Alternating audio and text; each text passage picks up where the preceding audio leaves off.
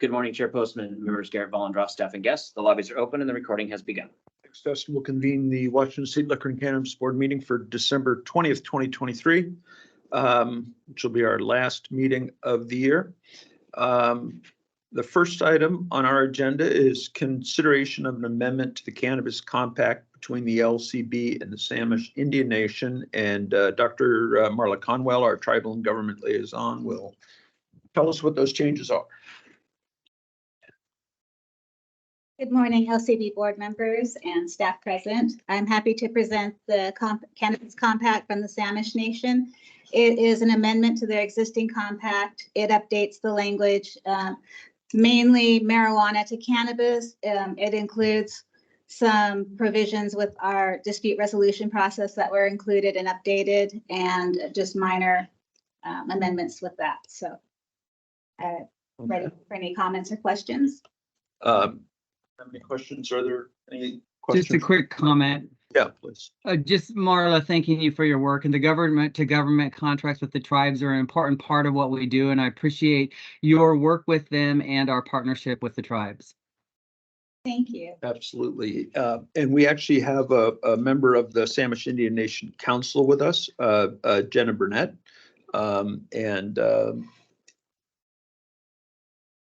Council member, if you'd like to. There we are. Good morning. Osiem Aitzkrachil. Good morning, honored ones. My name is Jenna Burnett. I am a Samish council member with the Samish Indian Nation, and I want to thank you so much for the opportunity to be here this morning to thank you for doing this good work with us. It is just another example of the continued partnership and collaboration we have with the great state of Washington that we hope to continue for all the generations to come. And as you know, this will bring much needed economic benefit to our nation and to the state and serve our people with a much needed medicine. So we thank you for this good work today. It's great you. Thank you. Thank you for joining us. It means a lot to us. And as member Vollendroff was saying, this work, the government to government work, is so important and really rewarding for us as well, and to be able to help with that economic independence and accessibility to the product. So thank you for sharing those thoughts with us, and good luck with the endeavor.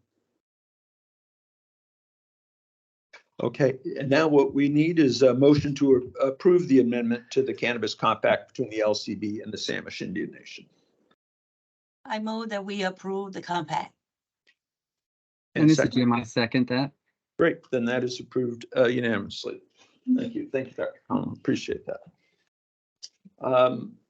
Our next item is in cannabis-related rulemaking, and Policy and Rules Coordinator Jeff Kildall is going to talk to us about what we talked about yesterday in the caucus, which is the petition extending the 12-month quality assurance testing.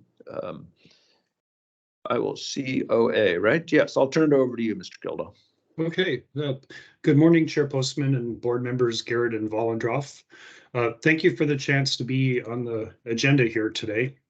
This morning, I am presenting the agency response to a rulemaking petition we received on October 30th, 2023 from Jeremy Mulberg. And in addition to the petition, the Cannabis Alliance and the Washington Sun and Craft Growers provided a letter in support of the petition that provided some additional information about the reasons for the request.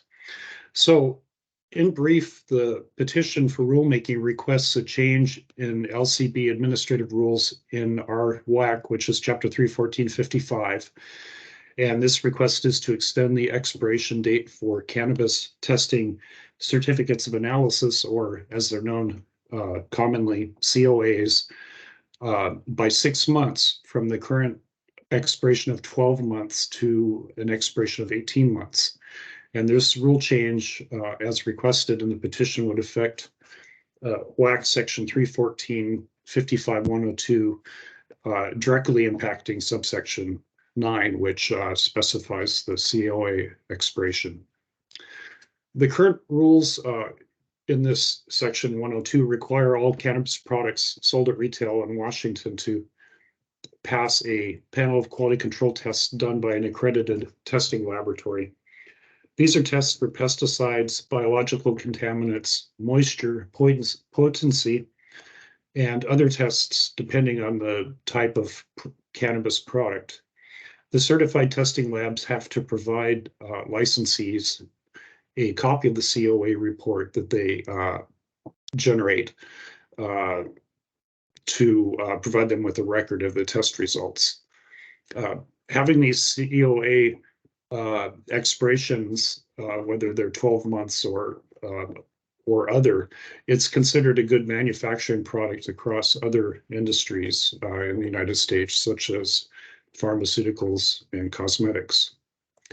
So in the accompanying information provided with the petition, which was provided by the Cannabis Alliance and the Sun and Craft Growers, they asked for the extension of the expiration to provide financial relief to cannabis growers who produce cannabis outdoors or in light deprivation grows. And as a result of these natural conditions, they experience very variable planting and harvest cycles. And these cycles could vary depending on the strains of the products they grow and other factors such as weather and the various factors that affect all farmers. The information provided with the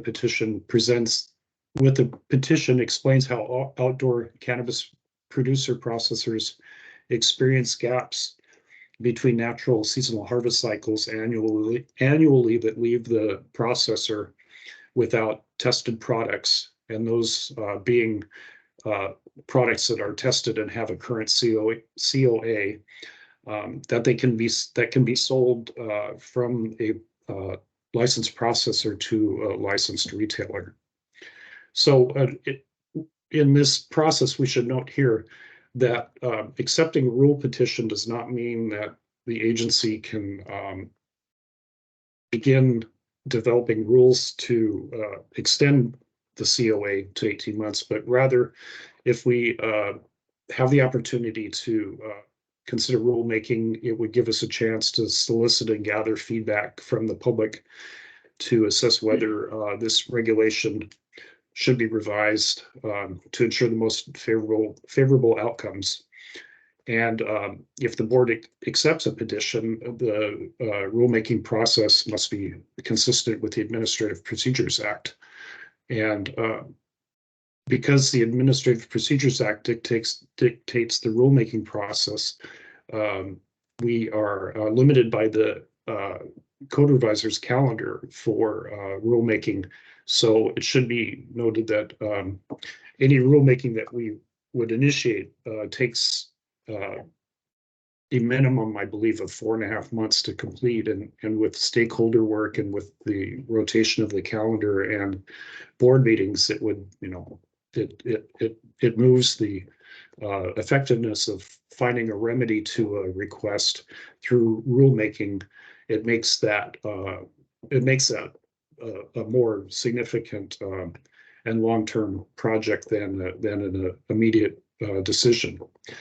So of primary concern when we look at a petition, we consider the statutory authority to make the change, which clearly the board has the authority, the alignment with the agency's goals and priorities, such as simplifying the rules and reducing regulatory burden, the immediacy of safety and environmental or security concerns. We've considered that. There's the potential for health and public health outcomes, the potential impact on illicit activity, the level of public interest, whether the problems are already under consideration, and also the social equity impacts of the request. Since this is a request related to cannabis testing, the LCB staff reviewed research studies related to public quality, including information about product degradation, stability, and microbial contamination to understand how time affects the different types of products. And based on the literature, it was found that a variety of factors can affect the quality of the products, including storage conditions, temperature, pH conditions, and light exposure. So if the board votes to accept the petition and rulemaking is initiated, it will be critical to involve the research team and collaboration between the other divisions to evaluate the request or the science and the research. So we did have several public comments as this petition was posted on the LCB website. We had more than a dozen comments supporting the extension of the expiration date. And we did have 2 or 3 now, I believe, comments from members of the public who expressed concern about possible health and safety impacts from older products, particularly concerns about biological contamination and mold and myco-contamination. So in conclusion, based on the reasons described above, the director's office staff recommends that the board accept the petition and initiate rulemaking to consider this request to amend 314.55.102 subsection 9 to extend the COA expiration date for cannabis from 12 months to 18 months. So I'd be happy to answer any questions or provide more background about the request. I hope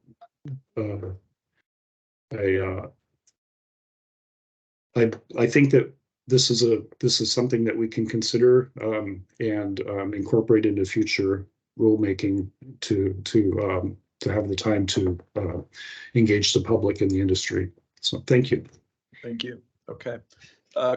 Questions for Mr. Gildall or comments on the petition on the board? I have a quick comment. Quality testing, of course, is important. However, I think that the request from my perspective is reasonable. And given the fact that we're not required to take action, even if we do move forward, I would support us considering this. Good. I agree completely with that. I think it's a question worth asking. If there is something we can do along these lines that would help, I'd be real open to that.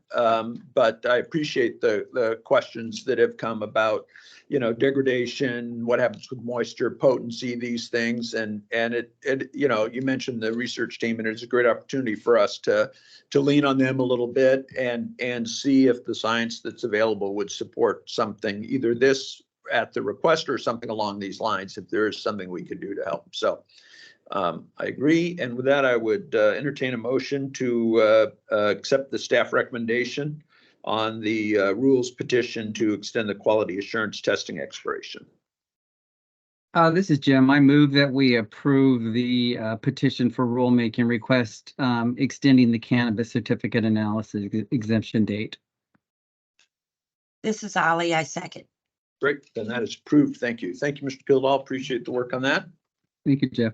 Look forward Thank to you, that Board. conversation. We now will move to the part of the meeting where we have general public comment. Everyone who is signed up will have up to 4 minutes to speak.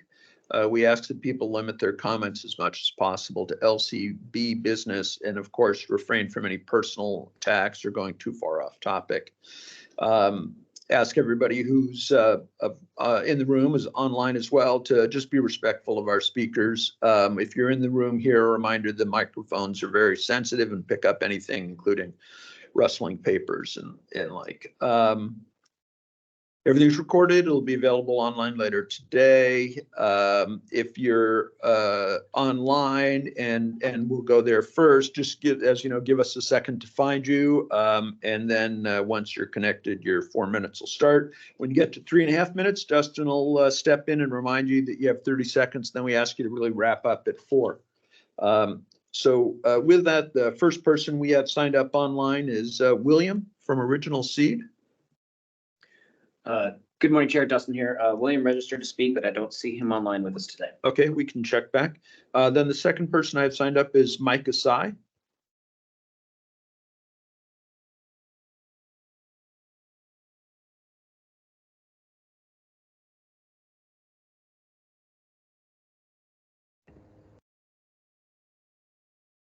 Good morning, everyone. Can you hear me?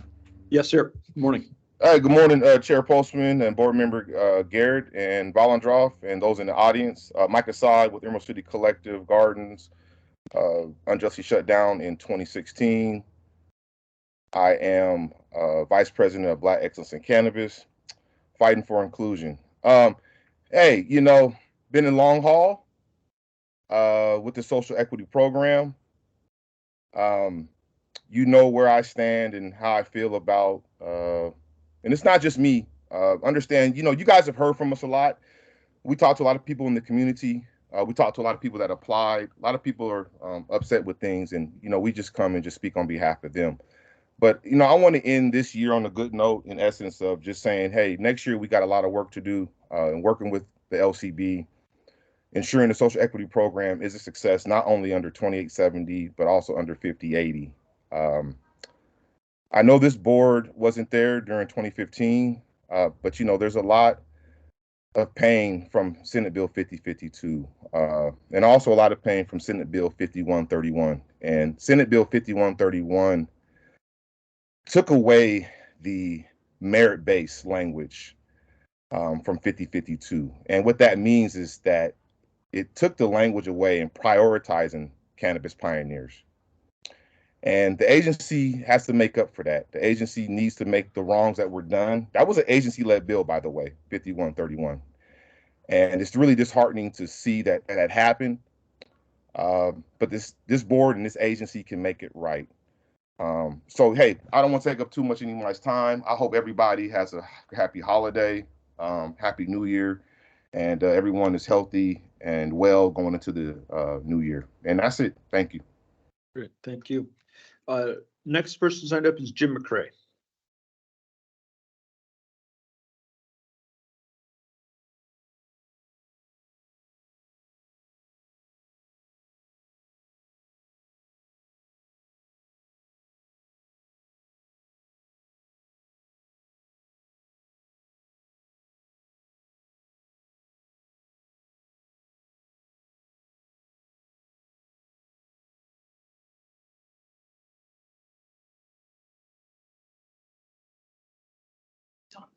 You should be able to go ahead, Mr. McCray.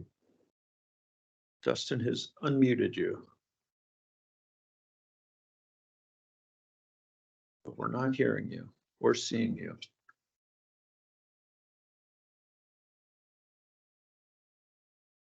Okay, I think we may go to our next and we'll come back to Mr. McCray. Next person signed up is Peter Manning.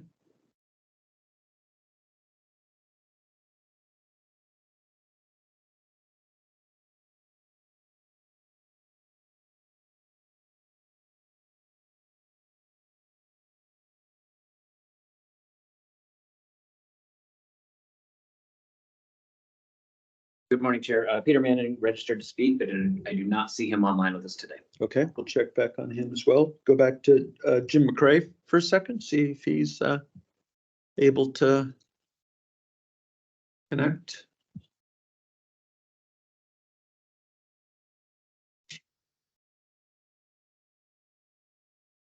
You should be good to go, Mr. McCray.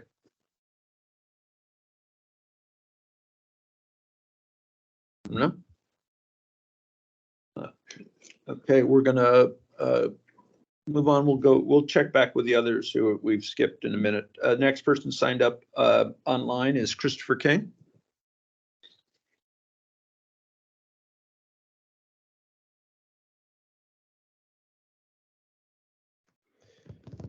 Great day, guys. Happy holidays and all that jazz. Just a couple things here that I wanted to get straight. First thing pertaining to the ongoing litigation against the so-called Black excellence in cannabis. I found it interesting, courts take judicial notice of media accounts. And Mr. Postman, I know we had that row a little bit ago about whether or not people were journalists, but you would agree that like Cannabis Observer, those guys are journalists, right? Right? Yeah. Okay. We're not going to do that. Go ahead. Okay, what we're going to do though is we're going to assume arguendo that Cannabis Observer are journalists, and they observed that Peter Manning is a quote co-founder unquote of Black excellence in cannabis. This logically means, if I may infer, that there are other co-founders, and that if Peter Manning went off as he did on my birthday in 2022 and got a corporate entity without telling these other partners, there's a problem there. So that's going to be discussed. That's the first thing. The next thing is, in 1972, my uncle, Otis Anderson, was a aerospace engineer out here. And he told me, I said, Uncle Otis, I came out to visit. I said, I'm going to move to Seattle. And he said, son, let me tell you something. It's kind of an anti-nigger machine out here, you know? And I said, wow. And he said, yeah, you may think it's a lot of tree huggers and it's all fair and good and all that, but it really isn't. And I took that to heart, but I nonetheless moved out here and I've had a great time in general, but I look forward to the things that are happening now and what happened in cannabis. And no matter what kind of glad handing you guys are all doing out here and the so-called transparency you're having now, I know that Director Lucala still hasn't really shown his face much at all. That's the first thing. And I'm ready to congratulate him on maybe potentially setting up the loan program out there in Colorado that I talked about. But hey, he's like Mr. Snuffleupagus. Can't never see that brother. Next, Vicky Christopherson and her merry band of pranksters, you know, all of this whole thing set up so horribly 12 years ago that no matter what happens now, if these licenses ever get issued and people ever actually start making money, people of color and some white folks that got shafted by, you know, the establishment, it doesn't change the 12 years that just happened to these people and the loss of all that generational wealth. What about that? You know, because when the whole social equity thing started, it was all about that. And now instead, I'm seeing people like Hollingsworth's in bed with Ian Eisenberg, who had the nerve to say I was full of shit, literally, and then started following me quietly on my Facebook page. And people like Ian Eisenberg, who sat there and played games with daycare centers and video game centers just to get his, you know, stores where he wanted his stores. All right. And now I see my Black people partnering with that. Okay. I don't like that. And I don't have to like that. And I'm allowed to tell you that I don't like that. And that's what I'm doing. So whatever happens next with this whole game that's going on with these 12 missing years, you know, where my people got treated like niggers, they did. And some white folks too got treated like niggers as well. I'm not leaving them out. But the bottom line is when the feds roll in here, heaven help them. You know, whatever they've got or allegedly got with these licenses, all that gap of 12 years, while an elite bunch of largely white people clocked all those dollars, all right? No, I'm taking time. I'm in the middle of physical therapy. I just had my hip replaced, okay? I got a resurfacing so I can still hit tennis. But I'm taking my time out, and my therapist is like, yeah, I agree with you. Go tell them, all right? It's ridiculous. Chris, you have 30 seconds. Yeah. So anyway, that's what's going on with that piece. And I look forward to seeing where the litigation goes as far as this cease and desist that Peter Manning had the nerve to send to Aaron Barfield. That's just so abusive. And I can't even believe it. Anyway, I'm going back to therapy. I wish y'all a happy New Year, Merry Christmas, and all that stuff. Cheers. And to you. Okay, let's go back and just check here. Jim McCray.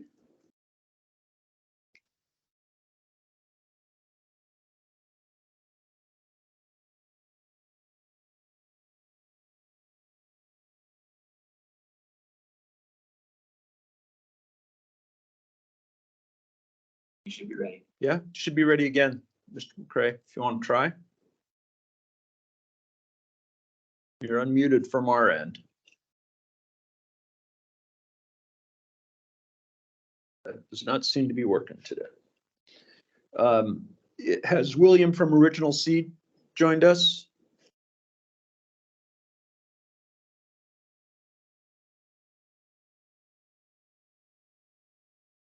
Okay. No. We will move to people who signed up in the room. I have one person in the room signed up, Damian Mims.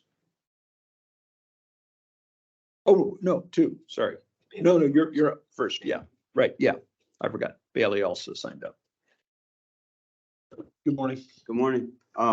So I want to speak to you today about my experience going through the process. Once I made it to the long-awaited application process, I received a request for cure, pages of them. Once I read through everything, I realized documents requested, approximately 90% of them were already submitted. They already had them. What I had to do was resubmit the requested documents, point out where they were, already in the application file, and request a callback from the manager. if there were any additional questions,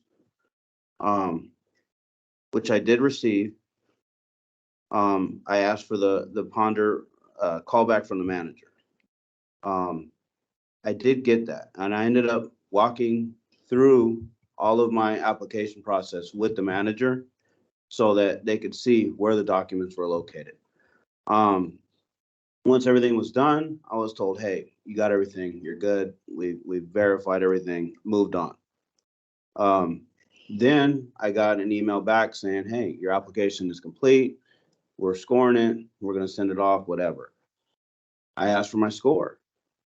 I was told via email that we can't give you your score. We're not authorized to do that. So once that happened, I sat back, waited, and, made it through the process.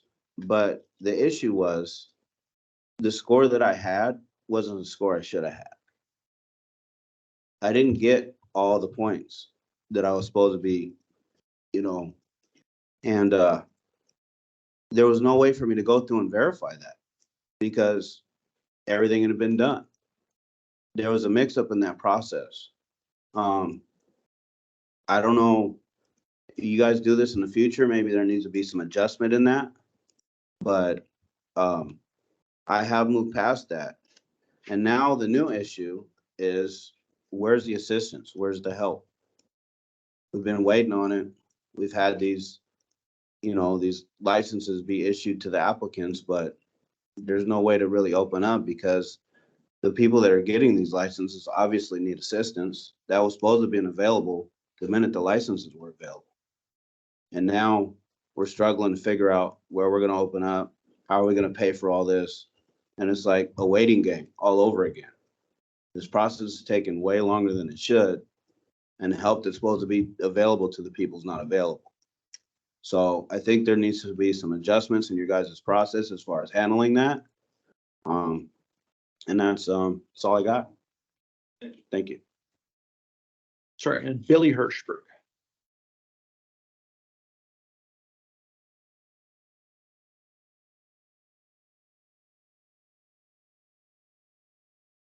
Thank you. Bailey Hirschberg here with Washington Normal and also Cannabis Observer. As you guys close out the year, you've completed 10 years of actually regulating cannabis in Washington, even though it was passed in 2012. You've collected hundreds of millions of dollars, and a lot of that has gone towards healthcare, substance prevention, and research, and all types of local and state services. But you guys have also had to be where, I guess you'd say, the rubber meets the road in trying to reconcile a really long legacy of a generational war on drugs that was waged along class and racial lines, along with a push for an equitable, accountable, and thriving legal industry. A lot of what I have to say might be better regarded for the Department of Commerce, but they don't have public meetings with open comments. So you guys have faced the brunt of a lot of questions about the technical assistance, grant program, mentorship, and now financing. I'm kind of known for taking a cursory look at subjects that come up in these meetings. And when I took a cursory look at how small businesses are financed for women and minority owned businesses, I found time and again, almost all programs are federal. Almost all the money that would help these businesses, even in state level programs, is intermixed with federal money, making it, I would almost argue, an insurmountable obstacle to having access to any of those types of programs. And this means that our equity applicants are being shut out. So I don't know what information exactly Commerce is telling applicants or what your social equity staff is telling them. So hopefully what I'm about to say will be a bit redundant. But I hope that staff are aware and are making applicants aware that there are some state level organizations which may have business grants that help. There's the Office of Minority and Women Business Enterprises. I understand that's focused on businesses who would be doing business or contracting with the state as opposed to a more general business licensee. But they actually have a really good resource page just called Free Money and Services. And not all of those are again, the same sort of federal programs. A lot of them are state level organizations that may have business grants, as well as things like the Washington Small Business Development Center, which I know probably almost certainly does get that federal money that I've just been talking about, but also does focus on state level small business development. So I understand that not every program or grant that these groups offer may be available to social equity applicants, but some of them might be. And so if they haven't already, I would hope that agency staff will consider reaching out to these groups the way that they did with local governments and simply giving them a letter that communicates that, yes, this is a real state program, and that your understanding is probably that they're not going to get access to a lot of other small business development options. And so that may not change the judgment of these organizations, but I think it is one more thing that the LCB can do to make options available without picking winners or trying to give money directly to applicants, that can create some opportunities for them to get started. And Barry, you then have 30 with 30 seconds left, I'll just say that I was happy to contribute to the review of educational materials. I will hope to see those updated. I know you guys are waiting to get a survey back, hopefully get some good consumer opinion on that. And I would just ask that once that's completed, we see the full survey, I guess, spreadsheet or data set. I know you'll get some good top level advice and feedback, but I think for transparency's sake and as a data nerd, Bailey, that's your time. I'd like to see the full set. Thank you. Sure. Okay, thank you. Appreciate that. Okay, that takes us to the end of our agenda. And to those that, Mr. McCray, who couldn't connect with, certainly submit your comments in writing, and we'll make sure if you send them to Dustin, we'll make sure the board and others see them. And same with William, if you're able to join us from Original Seed. That's the end of our agenda, and the end of the year for us. So unless board members have anything more to add, we will just say Happy New Year. We'll see you the first week of January. Have a great holiday, everybody. We're adjourned. Thanks, bye.